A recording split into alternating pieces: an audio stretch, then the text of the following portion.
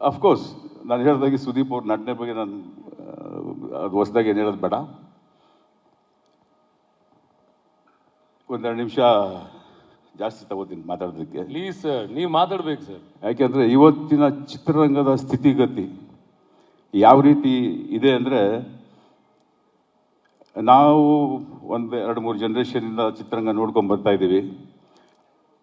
ಈ ಸ್ಪೀಡು, ಈ ಎನರ್ಜಿನ ಇದ್ದಾಗ ನಾವು ಚಿತ್ರಗಳನ್ನ ತುಂಬ ಮಾಡ್ತಾ ಇದ್ವಿ. ಆ ಸ್ಪೀಡು, ಆ ಎನರ್ಜಿ ಹಿಂಗೆ ಬಿದ್ದೋಯ್ತು. ಕಾರಣ ಏನೇನೋ ಇರ್ಬೋದೇನೋ. ಆದರೆ ಈ ಚಿತ್ರ ಶುರು ಮಾಡೋವಾಗ ಸುದೀಪ್ ಅವರು ಸಿಕ್ಕಿದಾಗ ಮಾತಾಡ್ತಾ ಹೇಳ್ತಾಯಿದ್ರು, ಈ ಥರ ಒಂದು ಪ್ರೋಗ್ರಾಮ್ ಮಾಡಿದ್ವಿ ಸರ್, ಈ ಥರ ಒಂದು ಪ್ಲ್ಯಾನ್ ಮಾಡಿದ್ದೀವಿ, ಹಿಂಗೆ ಅಂದಾಗ ಪ್ಲ್ಯಾನ್ ಎಲ್ಲರೂ ಮಾಡ್ಬೋದು. ಪ್ಲ್ಯಾನ್ ಮಾಡೋದಕ್ಕೂ ಎಕ್ಸಿಕ್ಯೂಟ್ ಆಮೇಲೆ ಪ್ಲ್ಯಾನ್ ಮಾಡೋದಕ್ಕೂ ಆ ಒಂದು ಎನರ್ಜಿ ಬೇಕು. ಆ ಪ್ಲ್ಯಾನ್ ಮಾಡೋದಕ್ಕೆ ಆ ಎನರ್ಜಿ ಇದ್ದಾಗ, ಆ ಪ್ಲ್ಯಾನಿಂಗ್ ಕರೆಕ್ಟಾಗಿ ಆದಾಗ ಸುದೀಪ್ ಅವರಿಗೆ ಎಕ್ಸಿಕ್ಯೂಷನ್ ಪ್ರೆಸೆಂಟೇಷನ್ ಮಾಡೋದಕ್ಕೆ ಅವರಿಗೆ ಆ ಟೀಮ್ ತುಂಬ ಚೆನ್ನಾಗಿದೆ. ಅವ್ರ ಹತ್ರ ಇರೋ ಟೀಮ್ ಆ ಥರ ಒಂದು ಟೀಮ್ನ ಸೆಟ್ ಮಾಡಿ ಇಟ್ಕೋತಾರೆ.